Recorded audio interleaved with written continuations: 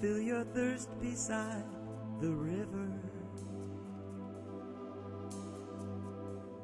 Wash the journey from your hands. Feel the comfort flow inside you. Come this far, you understand. Hi, welcome to Healing Outside the Box. I'm Rosemary Lachance, and I'm an energy healer and a spiritual teacher. Hi, and I'm Dina Scungio, a student and teacher of spirituality. And we are co-hosts for this thought-provoking series and are dedicated to providing you with food for thought information and answers to all modalities of alternative healing, spiritual development, animal welfare, environmental concerns, and so much more in the form of guest speakers who are experts in their fields. This series is recorded and will be shown in your area on your local public service cable network. Please contact them for dates and times. If you have a group that you think would be interested in what we have to offer, we're available to come to your group and teach. We will give you our information at the end of the show. Please visit Rosemary's website, this is Rosemary, and click on My TV Show, where you will find a wealth of information about her show. Our shows are now available for you to watch free on YouTube. Just go to YouTube and type in Healing Outside the Box to make your choices. We are constantly adding new shows, so keep checking back. We are also on Facebook under Healing Outside the Box. Please like our page for the latest information about the show. And we hope you enjoy our show. Okay, this is show number 181. Yeah. Wow. And the title of the show is Diet, Supplements, and Minerals. And our guest tonight is Dr. James Sensenig, a naturopath.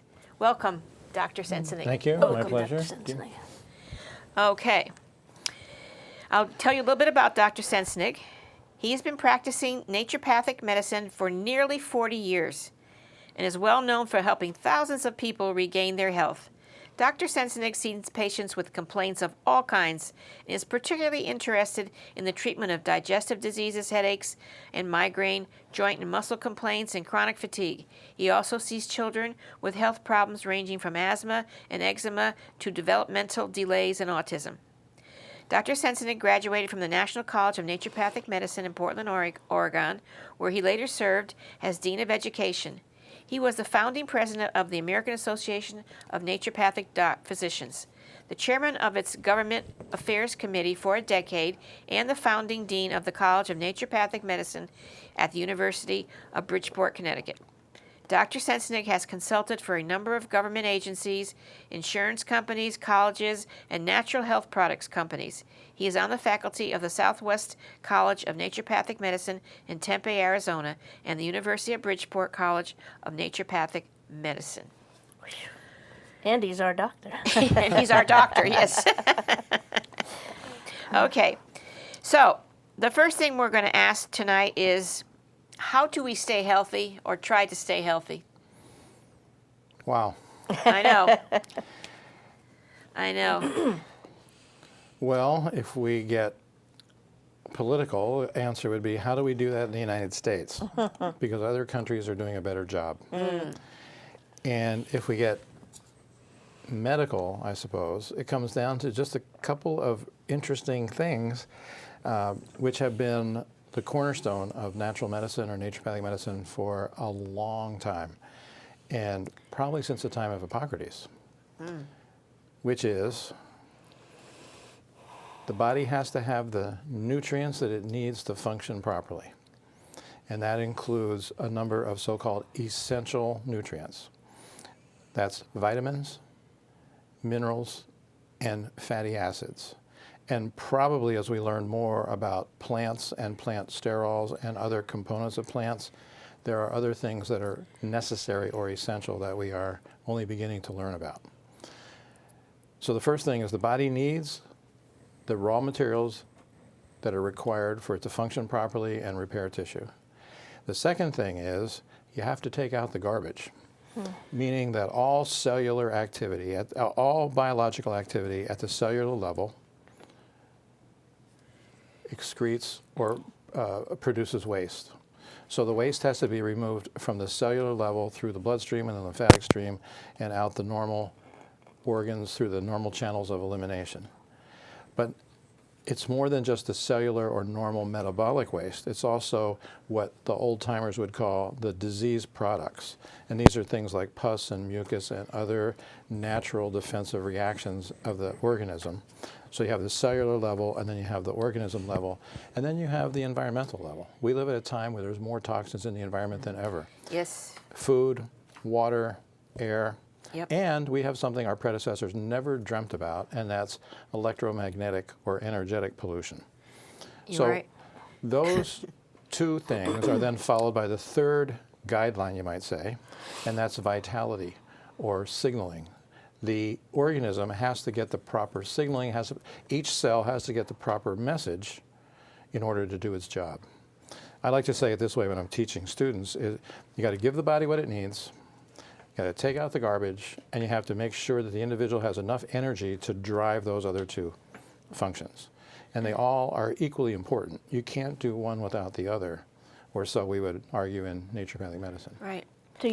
Does every individual different, or is it general, like give the body what it needs? Is it mostly Well, general? those three rules, if you will, or those three guidelines are universally applicable. Yeah. Okay. But what the body needs is different for different people. Right. And that's a what I want to say, that's a result of several different things. First of all, everybody's eating a different diet. So some people are getting their needs met and others aren't. And then there's biochemical differences. Any two people are going to have different biochemical needs. So for example, if we got down to the nitty-gritty, I might need more, say, vitamin C in my body for it to be normal, and you might need less. So no two people ever need the same thing. So we call this biochemical individuality. The way I like to talk about that in class is I just say, look around the room.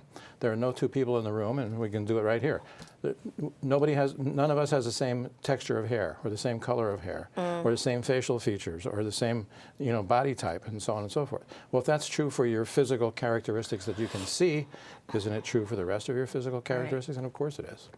So it's very individualized. To say it a different way, two people from the same family eating the same food are not likely to have all of their needs met, and the two individuals are going to have different deficiencies.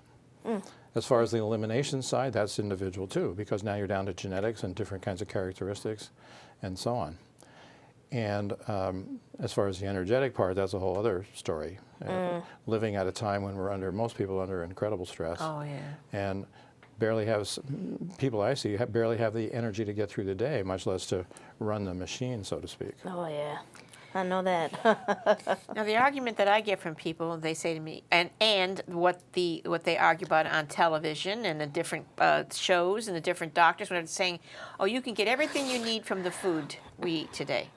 And I know that's not true, because one of my professors used to say that line has killed more people in the United States than anything else. You cannot get what you need from your food. no, and the reason is they don't grow food the way they used to, The right? reason is it's not in the food. Right, it's not in the food, right? There's, as I mentioned a little while ago, there are nutrients that are called, this is a biological term. It's not a medical term, it's not an opinion, it's a fact. The individual human body has certain biochemical requirements that need to be met. Some of those,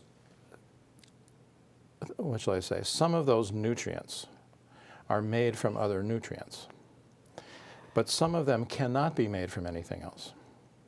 And those things that cannot be made from another amino acid or another vitamin by tweaking it or turning it or changing it or whatever, those things that cannot be made in a living system that need to be introduced or are required from an outside source are called essential nutrients. There are essential amino acids, there are essential minerals, and there are essential fatty acids. If you don't have them in your diet, you're not going to have them. You can't get them from somewhere else. So you have to be sure that you're getting all of those essential nutrients. Now there are probably, depending on who you listen to and whose information you want to go after, there are probably 60 plus essential nutrients. Wow. There's at least 3 fatty acids that are essential. There's sometimes an argument whether there's 2 or 3. There are the essential amino acids, and then there are probably 50 to 60, maybe fewer essential minerals. Or I should say it this way, minerals are essential because minerals cannot be created or destroyed. Minerals are things like zinc and calcium and selenium and chromium and cobalt and so on. Yeah. These are minerals that are found in the soil. Only they're not found in the soil They anymore. should be in the soil. But they're not anymore. And exactly. And we can only get them from food that contains them, Right. or supplementation, which we want to talk about. Now they tonight. say, why isn't it in the soil anymore? Because they don't grow things like they used to. They don't let the ground Right. rest. Right. They don't let it replenish itself. So therefore, and then now they spray so much, right? Right. That kills everything, and then now it's Right. GMO also, which is altered, and the seeds are soaked in pesticides. So on and on and on. You might as well be eating a cardboard box. That's true. And actually, it's interesting you should bring that up because there have been study after study after study that would agree with you in terms of the content of the minerals, or the mineral content, I should say, of the soil. There was a study done in 1989, I think it was, in preparation for the U.S.'s part in the Earth Summit that year. And what they did at Texas A&M University, they looked at soil specimens for their mineral content from around the United States and compared them to specimens that had been kept in safekeeping for 100 years. Oh, So they're that's good. comparing. So Yeah. they're comparing the 1980s to the 1880s, and what good. they found in that study is 85% of the minerals in the soil had been depleted in that 100 years. Wow. Now that was in 1980. Say 1990. Just round it off there to 1990. Right. Right. So that's 25 years ago, 26 years ago. Now there's right? even more, less in there. And then there's this other interesting thing is sometimes you might say, well, so what? Well, turn that around for a second. If there's only 15% of the minerals left in the soil after 100 years, that means that you have to eat 7 times as much food as your great-grandparents to get the same nutritional value, at least as far as the minerals are concerned. Just the minerals, yeah. Just the minerals. And who's eating 7 times as much food? I mean, you can't do it. We all be big tubbies. There was a report that was presented to the Congress in the beginning of the 19th century on this subject, where the conclusion from a congressional report, it's actually Senate Document 264, the concluding comments in that report were something like, I'm doing this off the top of my head, of course, and I'm paraphrasing, but what was said in that report is, the man of today cannot eat enough fruits, vegetables, meats, and eggs to supply his nutritional needs because his stomach is not big enough. Meaning, to get the mineral salts, which is what term they would use, to get the mineral salts required for normal functioning, you couldn't eat enough food because it was so deficient or depleted of its minerals. That was in 1934.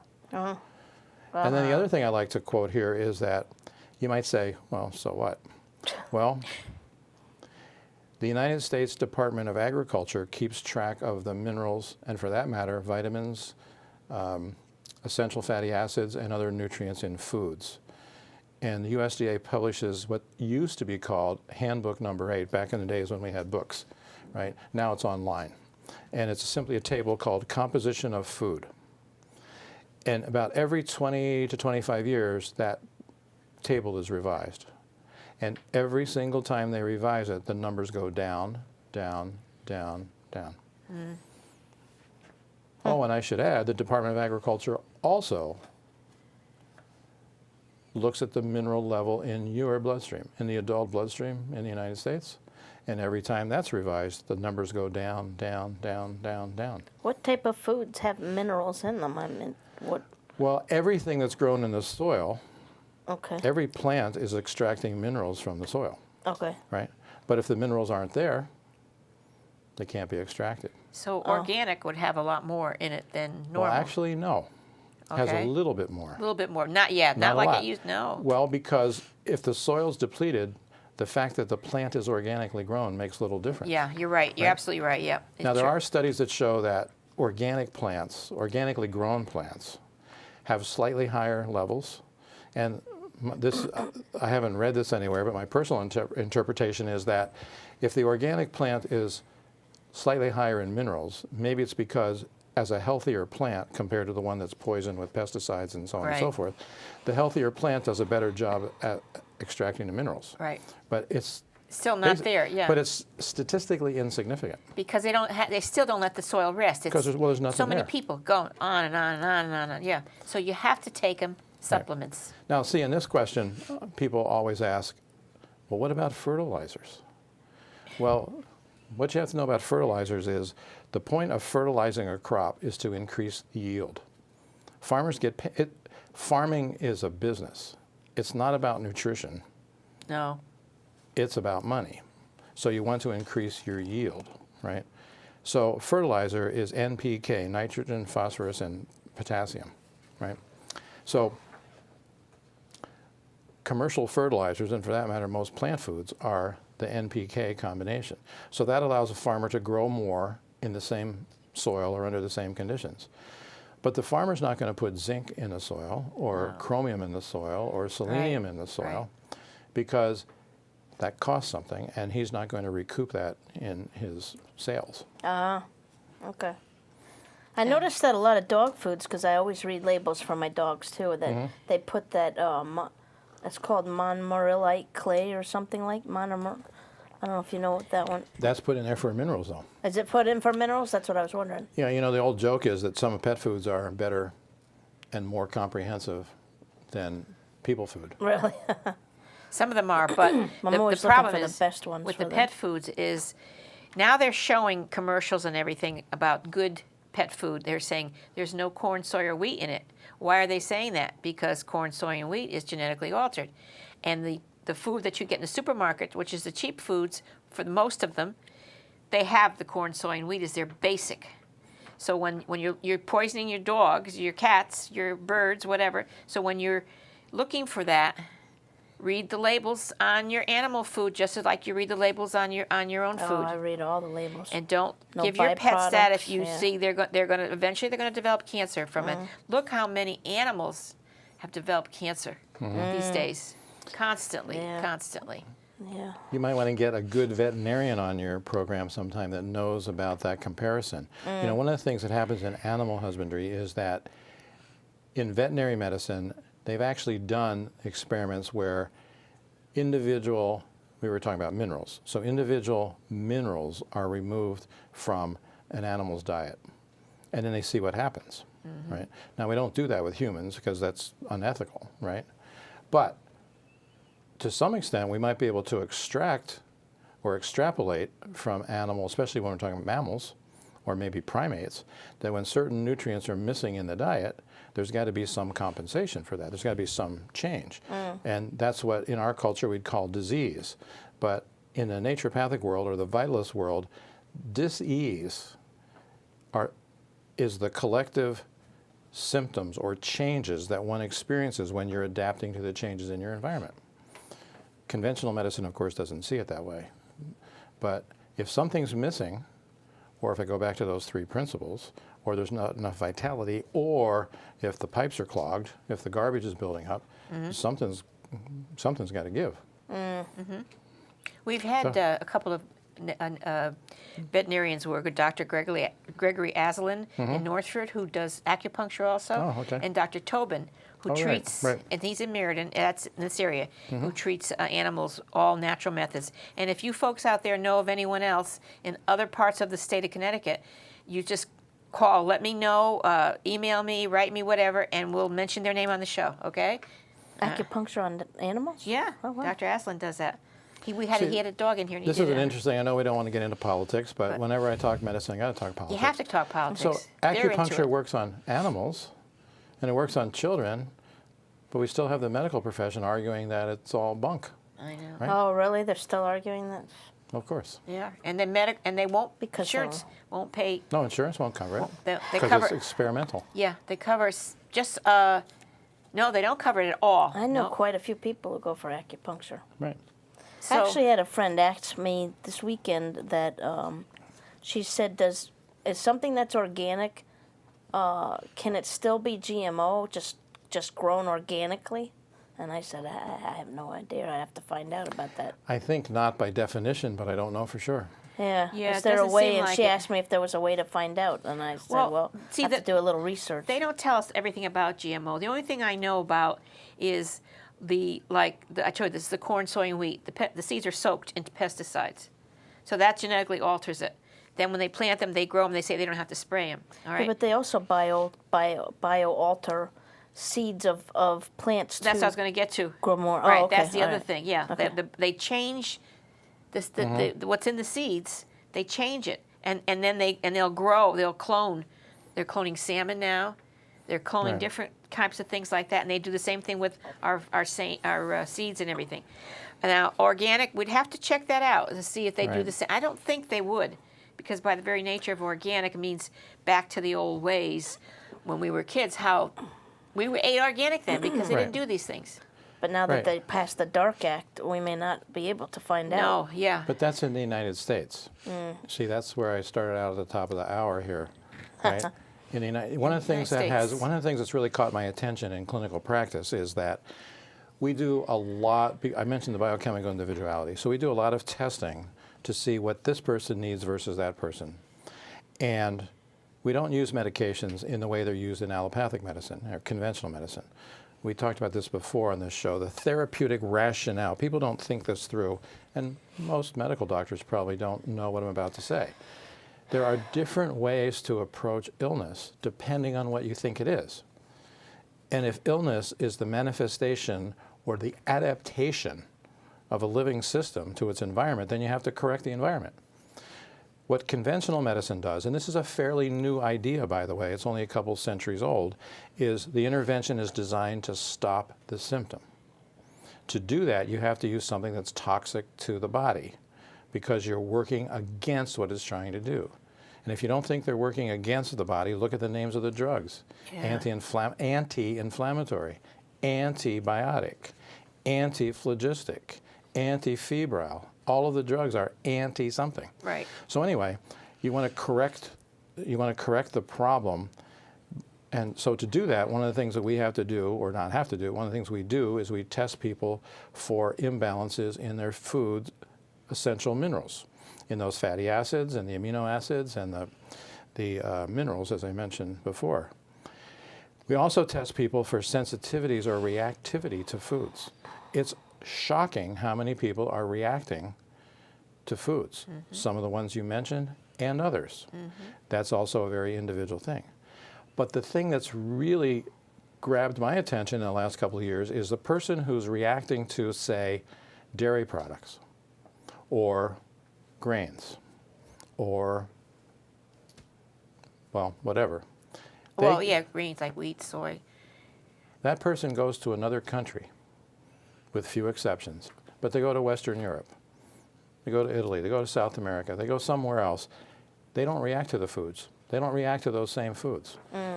A really extreme example here is I had a patient many years ago, was a young teenager, or a young adult, I should say, who had severe irritable bowel syndrome kind of symptoms. I mean, doubling over in pain. We found through testing that she was reacting to gluten, gliadin, basically wheat. She went off all wheat products. She was fine. She'd eat wheat. She'd be doubled over in pain. She went to Italy for her junior year abroad. She told me when she came back that about 2 or 3 weeks into being in Italy, she said to herself, I can't do this. I can't avoid this. All this pastry and the pasta. Italian So breads she and cautiously started eating wheat in Italy. She had no reaction. So she assumed, well, the testing was wrong, the doctor was wrong, I outgrew it, or whatever. She enjoyed her year in Italy eating Italian food with those things in it. Came back to the United States. Within 2 weeks of being back here and back on American wheat products, she was sick again. I've seen that with all kinds of foodstuffs where people go to other countries where they have more natural methods, older farming methods, and or stricter laws about what can Stricter be laws, yeah. in the food. And I read somewhere where they're putting more gluten. Used to be like 13%. Now it's like almost 50%. They're putting into the wheat products extra Wow. gluten. There's no regulation on that at all here? That I don't know. That I don't know. But there's obviously some difference. And then it has to do with the pesticide too, especially because if I'm allergic to wheat and soy. If I eat organic wheat, organic pasta, or organic bread, I only get a very mild reaction. Okay, so what is that? The absence of pesticide. I try to buy pasta imported from Italy too. Yeah. That's a good point, and for viewers to keep that in mind. If you can find grocery stores that are like ethnic stores or national stores that are importing from other countries, I advise you to buy that. Liuzzi has pasta imported from, and there's also a place in Wallingford, Little Italy, I think, on Main Street. Somebody say that's really good. Yeah, they have some imported stuff. Not just Italian groceries, but there's all kinds of ethnic stores that are ethnic Oriental, stores, Chinese, Asian, everything. Excuse me. Yeah, there's some great Asian places in New Haven. Yeah, there are. No, you're right. So what's happening here? Why is the United States doing this to everything when the other countries are behaving in a much purer way when it comes to food? Well, one of my opinions about this, which I think I could back up, but I don't see anybody else talking about it, is one of the things that the rest of the world has in common is that the healthcare system, as far as I know, in every country in the world is a single payer system. In other words, somebody, namely the government, is paying for your health care, right? This is the only country in the world where health is a commodity, right? Yeah. Okay? In every other country, it's a right. But when you have a single payer, which is your government, right? Guess what? Their ultimate goal is to have their population be as healthy and productive as possible because it affects the bottom line. That is to say, if people are happy and they're healthy and they're productive, your healthcare costs go down, your productivity goes up. I mean, look at Western Europe. Many countries in Western Europe take a month off every year and they're just as productive as everybody else, right? They're happy, they're healthy. Why? Because they have single payers covering their health care, their retirement, and so on and so forth. So my point is that when you have a single payer who's paying your health care bill for the rest of your life, they want to minimize their costs as much as possible because that's coming out of the GDP, that's coming out of the bottom line for that country. In this country, we spend, it depends on what year and what numbers you're looking at, we spend something like 20 to 30% of our GDP on healthcare. In other words, 1 out of every $3 is being spent on healthcare. We have the most expensive healthcare in the world and some of the lousiest outcomes. But the insurance companies are not interested in your health, in spite of the fact that they talk about healthcare. They're not interested in you adopting a lifestyle which would mean fewer and fewer medications, which we can talk about in more detail. They're not interested in the ultimate outcome there. They're interested in you paying your premium until you change insurance companies. And I'm not making that up. Being politically active in naturopathic medicine for many years, I sat down with executives, medical directors, and others for a number of insurance companies throughout the United States. And when I asked them about long-range investment in their subscribers' health, I got the same answer. We don't care about the long range because we're only going to have that person on our plan for less than a year or 2 years or whatever the number is now. Right? Wow. So take an example. You see a naturopathic doctor with, irritable bowel syndrome. He or she is interested in reversing the conditions that are leading to that problem. Now, in conventional medicine, they would say it's not treatable, it's not curable, you have to be on medication for the rest of your life. However, if those disease conditions are reversible, then not only is that patient taking less medication, which hits the bottom line of one of America's biggest industries, but also that person has fewer health problems down the road.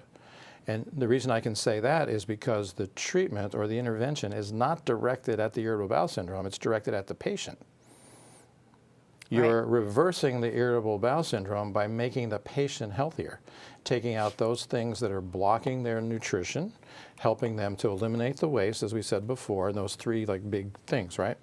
So if the patient is healthier after being seen for irritable bowel syndrome, they're healthier all the way down the road. So the sequelae or the new problems that are going to develop are fewer and further between, right? Because the goal is on optimum health, not optimum. In conventional medicine, when we talk about good health, we mean suppressing all the symptoms. A drug for this, a drug for that, a drug for this, and so on and so forth.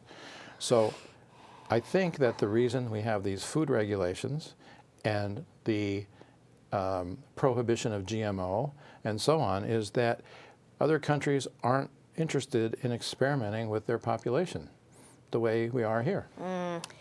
Why does Big Pharma have control of the United States? Follow the money. It's just the United States. I mean, the other ones, they chase them out with their GMOs. They chase them out when they try to do stuff with their drugs and everything. Why? Except the underdeveloped countries, they get in there because they don't have the education to know if it's good or not good for them. But why do they? I know, follow the money, but there's money all over Europe. I saw a video from a third world country that would not accept GMO seeds. And they had a lot of people to feed. Good. And even in spite of that, they would not accept the seeds.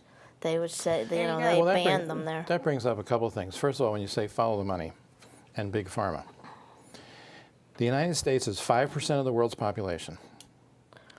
We consume over 50% of all the drugs that are manufactured worldwide. Wow. So this is not a global problem. People might assume that people in other parts of the world take drugs like candy like we do here. That's not the case. No. That's not the case. Think about that for a second. 50% for the United States and 50% for the other 95% of the world. So you don't have the same economic engine working in terms of the money in the other countries.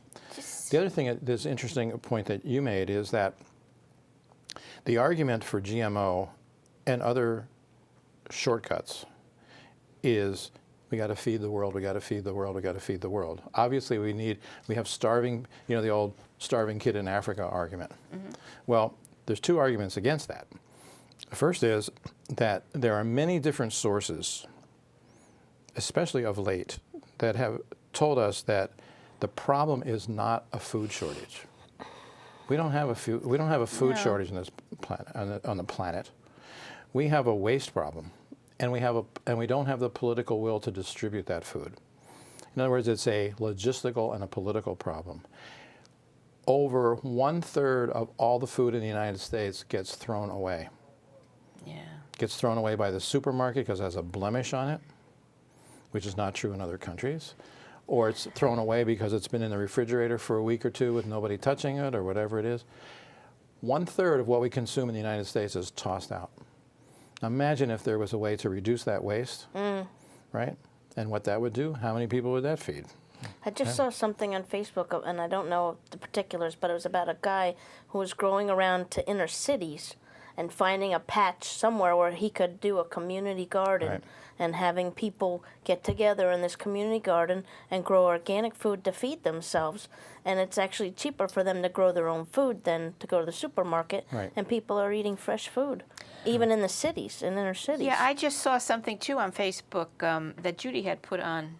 She made a little video on it. Where she was in Miami, I think, and they're growing restaurants are growing the food and selling it out of their restaurant. The food that they grow there. And people are investing in them so they can have the money to do that. They have investors. People are getting smarter now, thank God. See, that's the point. I think the lesson here is that it's hard to talk about this without invoking the idea that there's something bad or evil going on. But I don't know that that's exactly what's happening. But if you think about this, we've allowed these megalithic corporations to grow our food. And they've taken liberties with that food to preserve it and process it and get it to you. Because it's not like walking down the street and buying the chicken at the stand, at the farm stand. It's coming from where, for how long, and so on. And so in doing that, this is now full of preservatives. There's all kinds of shortcuts in growing this stuff, or whatever it happens to be. And so we're back to those three principles again.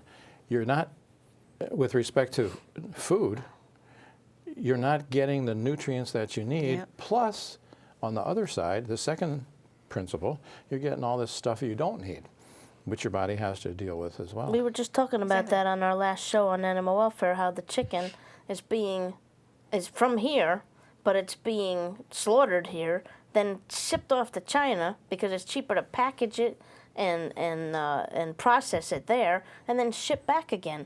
So now, how long has it been since it was killed to when it gets to the market and into your stomach, and what the heck are they filling it with in order to keep it so that it's not going bad? And just what you were saying.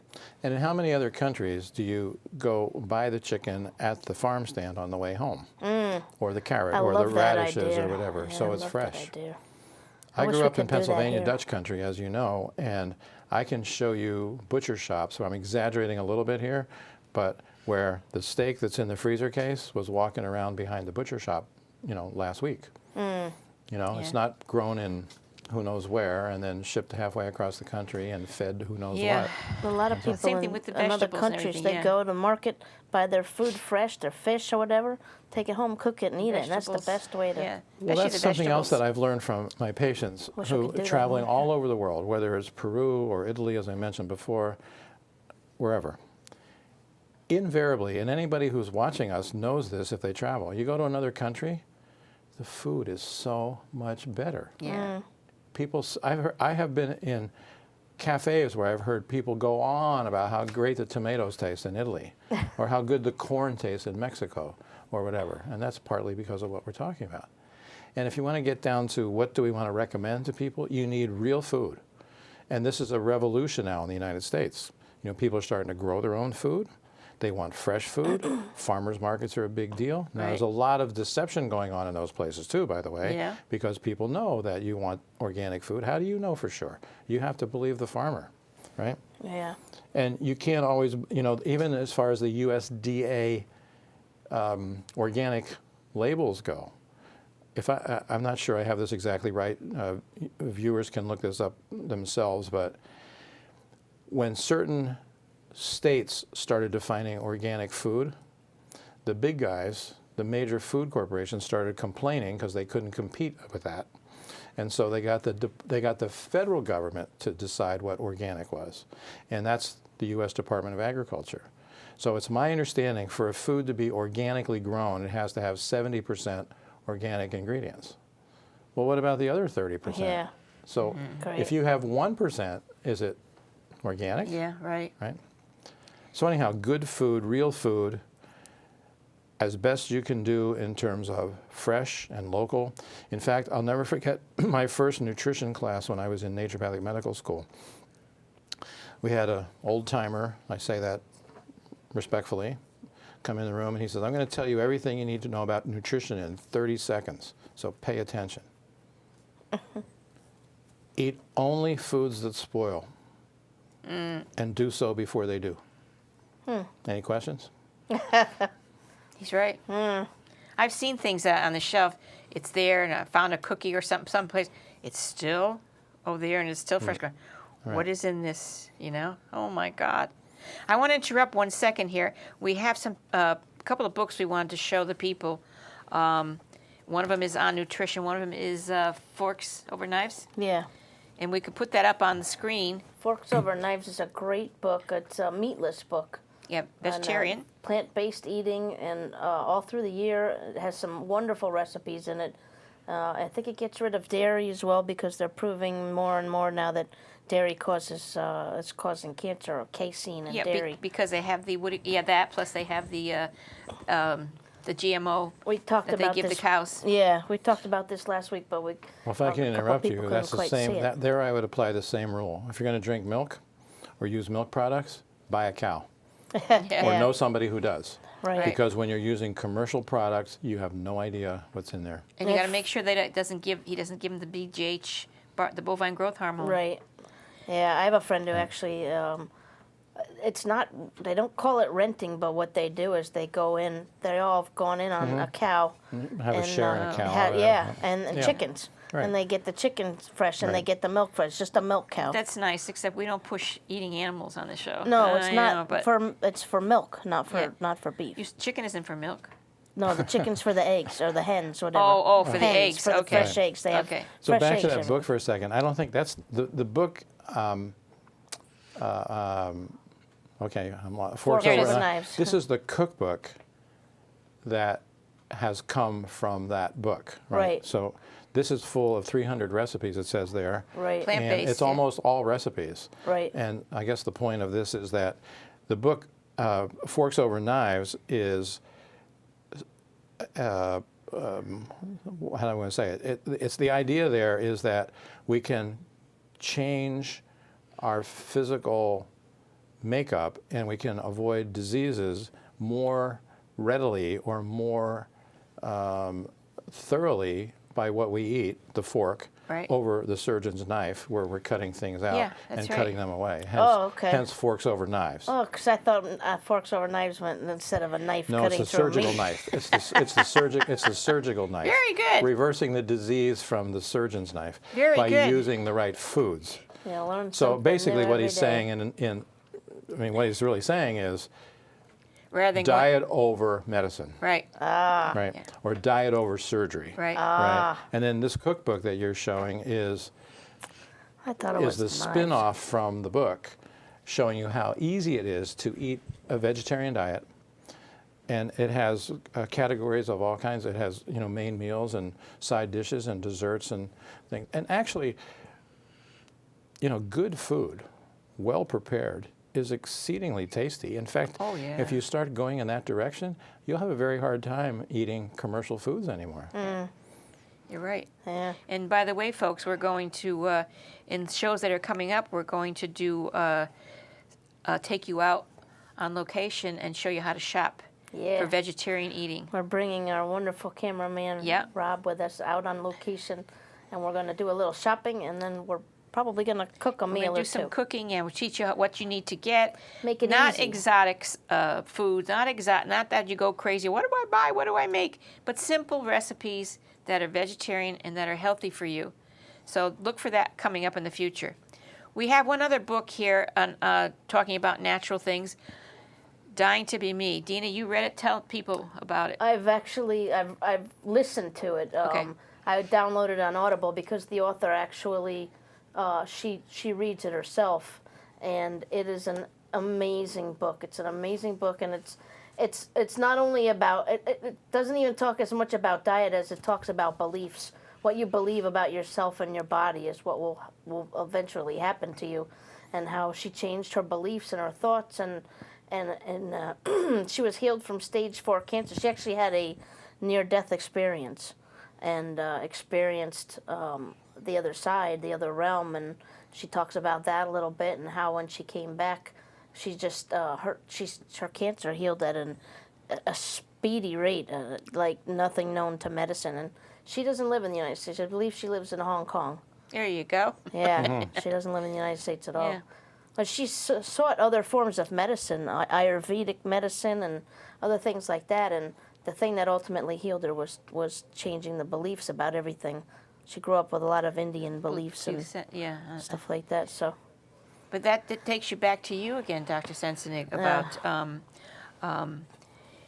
eating the proper foods, taking the proper supplements, and thinking the proper thoughts, the positive thoughts and everything. And that's what you do to help people to cure themselves. Well, yeah, and I want to point out that I was quoting those 3 principles that we talked about. But if you look at the books that I'm alluding to here, there's a couple of others that I didn't mention. well, we Okay. can put And them one on of the next show. one of them, because we were talking about diet, especially, and the physical body. But one of the things there is our early naturopathic doctors admonished us to also create natural surroundings and habits of life insofar as that's possible. So you're going to stay up all night, you're going to drink all the time, you're going to do drugs or whatever. These things are obviously you can't fool Mother Nature. No. You can only do that for so long. One of the other things is to deal with structural problems. And that can be from birth defects and structural problems in the physical body, but it can also be misalignment in the spine and the lower back and so on and so forth, and the neck and the head. And my favorite one of those admonitions is to, I'm trying to quote from a centuries-old book here, but basically to involve the patient in making intelligent choices and taking personal responsibility. You can't, what we do in a conventional medicine, we burn the candle at both ends, we make stupid choices, we eat terrible food, we are under all these other stressful conditions that we mentioned before, including electromagnetic pollution and so on and so forth. And then we get sick, and then we want somebody to give us a chemical to deal with making us better, when what we're really saying is we want somebody to make the symptoms go away. Right? So now you come back to personal responsibility. Part of personal responsibility is, what do you believe and why? And we talked about this before, and you can talk about this with respect to any disease. You just talked about this book about beliefs having to do with cancer. If you believe that cancer is ultimately fatal, or you believe that cancer is some kind of a physical challenge that's been brought on by your personal choices and the environment and the toxins in our environment and so on, the outcome is going to be different. Because this is not me, this is well-documented research.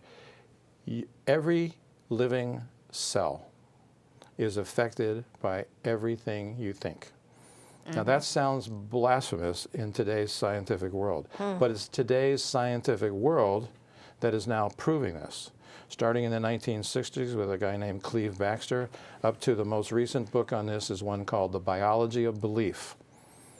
Notice how I said it, The Biology of Belief, by a leading biologist by the name of Bruce Lipton. And Lipton shows how what you think affects every cell. Yes. In every moment. Now I bring that up because that's not news to, or it shouldn't be news to a good physician, and certainly not to a naturopathic doctor. I have books in my possession that are hundreds of years old where the physicians are talking about everything you think and believe affects the outcome, right? In fact, there's an interesting book written by one of the leading physicists of our time, Frank Tipler. It's called, I can't think of it now. It's called, The Physics of Immortality. And in The Physics of Immortality, he approaches this from a purely physical point of view. I mean, physics, right? Not physical body, but from the science of physics and mathematics. And he shows the same thing, how your consciousness and your belief system affects everything in the physical universe. So this, to some people, maybe to some people listening, maybe to some of the ultimate skeptics in our society, these things are still woo-woo and out of bounds as far as talking about. But it's what the great shaman and the great religions and the great philosophers have been talking about forever. Forever, Our you're right. beliefs affect the physical world. Now, does that mean that you can make anything happen that you think about? No. But your beliefs are going to be signaling your cells, and your beliefs are going to guide your behavior, right?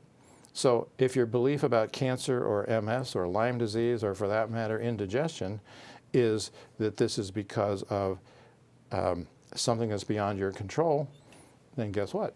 It's going to determine where you go for help, who you're going to talk to, what you're going to do. The steps that you take in your life from day to day are going to be determined by your belief system. So that comes full circle. Why do we believe in a culture like ours that for every ill there's a pill? I mean, where did that come from? Why do we believe that? That's not true in any other walk of life. It's not true. Brainwashed here? There's TV. certainly enough commercials on television about medicine. Brainwashed. Although Constantly. it scares me after they say, and use of this pill can cause, skin problems and heart problems and this problem and that problem and that. But it's really good for you. Have a great day. And it even cause death. It can even cause death. yeah. Oh, really? Yeah. You want me to But put we'll that take in that. me? Yeah. No, I don't think Well, so. now you come back to this argument about therapeutic rationale. If your point of intervening is to cover the symptoms or suppress the symptoms, the outcome of that is more symptoms. Always. There's no way around it. No. If a symptom is the expression or the manifestation or the adaptation to something that's out of balance, and you turn that off, you turn off the symptom, the imbalance remains. Right. Exactly. So- People don't realize that. Okay? You overheard me talking to somebody as we walk into the studio tonight. That somebody is someone that I know who has been on medications for several different things, including something for his cholesterol, right? Now, he's just found out today and was alarmed to learn that he now has cirrhosis of the liver, right? And he's being told that it's more likely than not from the medication, because we know the statins can affect the liver, Yeah. right? Statins can cause cirrhosis? I think so. Wow. But they can certainly increase the liver enzymes. Wow. Now, there are other factors in this person's life, right? And he's taking other medications. In fact, he's taking several other classes of medications. And so the combined effect of these things is damaging his liver. But that's what happens in allopathic medicine. I mean, that's one of the things that happens if you take a statin. You're supposed to be told what the side effects are. So here, take this statin because you have high cholesterol, and it could cause liver damage, but don't worry about it, right?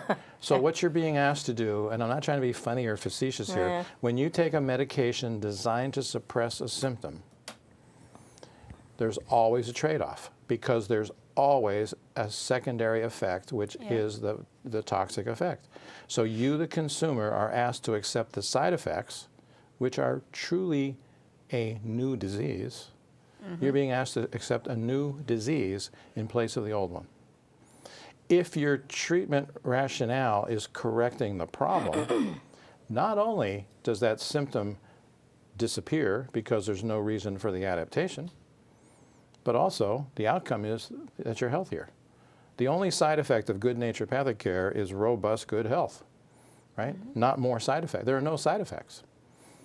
And that brings us full circle to supplements, which is one of the titles about this. Right. You've been told by the medical profession and everybody else that these things are dangerous. Yeah. Properly understood, supplements are just that.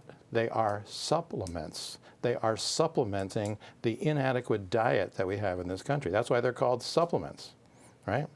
And to say that vitamins and minerals are toxic and Lipitor is not, Yeah. or Lexapro is not, I mean, this is the height of arrogance and stupidity. These things are And what money. we're made out of. We need them to function. Now, if you take a single vitamin or a single mineral by itself, out of context, in high doses, can you have problems? Of course. Yeah, sure. Of course. But you can overdose on water, right? Yes. Peppermint. Anything can I get saw you. a guy who overdosed on peppermint. Yeah. You Got can do himself too sick. much of anything. Anything. But when you're talking about, see, now my blood pressure's going up when I talk about this, and I won't take medication. I'll just calm down. But when a medical doctor's telling you that vitamins and minerals can be toxic, they're repeating age-old myths for which there is no evidence. Right. No evidence, no evidence. Meanwhile, they'll turn around and prescribe something with toxic side effects just like that. You're right. A friend of mine and I were discussing that one day about naturopathic versus allopathic and taking medication to suppress symptoms. And one of the things they said to me was, when you do things naturally, it takes longer to heal. And I don't have that many sick days. That's what he said to me. And I said, And you know what I would say to somebody like that? Go back to your medical doctor, because that's what they're for. Yeah. That's what they do. but that's what it is these days. People don't have the time to do Hurry up. things Hurry naturally. They up. want to No, hurry they up and don't- get better. They don't want to so they make can go, the time. Right. That's the problem. Well, both. But yeah. here's why it takes longer. It comes back to this therapeutic rationale. If the doctor's job is to suppress or turn off the symptom, you can do that just like that. All I have to do is give you the antibiotic, the anti-inflammatory, the anti-diarrheal, the anti-phlogistic, the anti-whatever. It turns it off. And in my lifetime, and throughout the 20th century, the pharmaceutical industry has taken this to a fine art. These things are far, far stronger and hence far, far more toxic than they have ever been. But they're also good at suppressing symptoms. Well, if your job is to cover something up, you can do that in a heartbeat. But if your job is to recover your health, that's a process that takes time, right? If you want to get your cholesterol down by taking a poison for your liver so it can't make cholesterol, that'll work within a couple of weeks.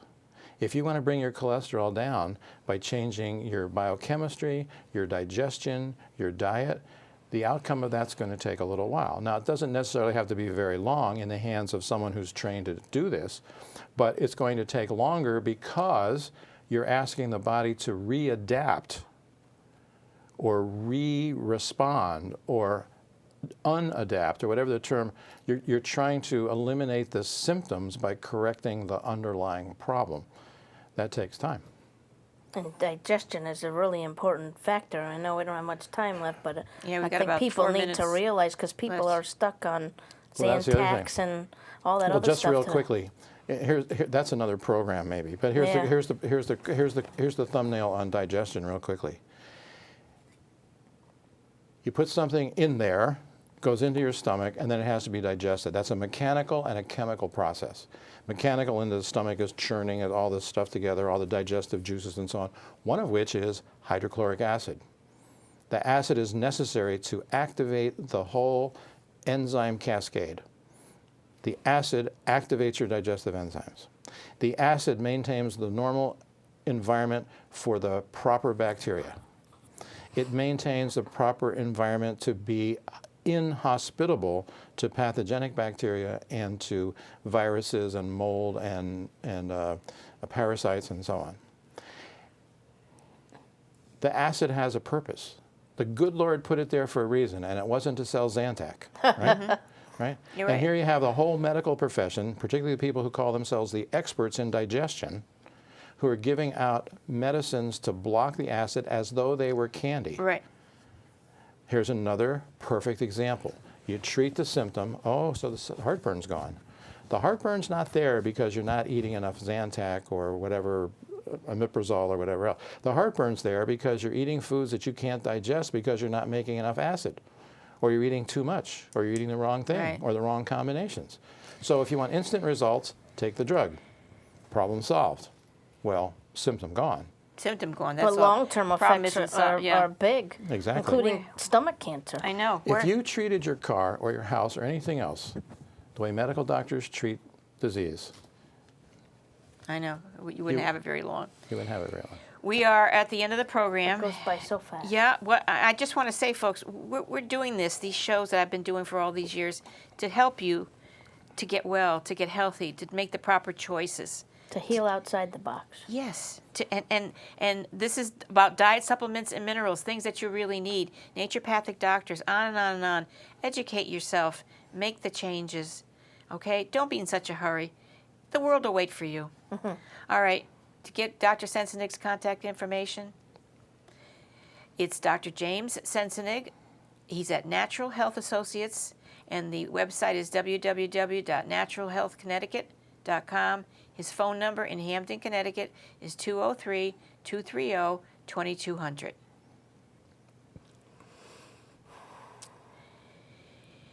And for information for our show, you can contact me at 203-627-7966. My email is whitebuffalo8@comcast.net. And I have a website which gives you a wealth of information, www.rosemarylachance.com.